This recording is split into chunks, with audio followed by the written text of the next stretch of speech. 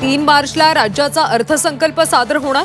शिंदे फडणवीसांना विश्वासात घेऊन अर्थसंकल्प तयार करणार, अजित पवारांची माहिती।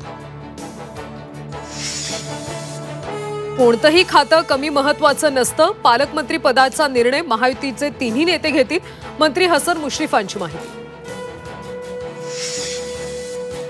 उद्धव ठाकरे मार्कडवाडी ग्रामस्थांची भेट घेणार। 5 जानेवारीला ठाकरे मार्कडवाडी दौऱ्यावर, 10 जानेवारीला राहुल प्रियांका गांधी देखील मार्कडवाडी दौऱ्यावर।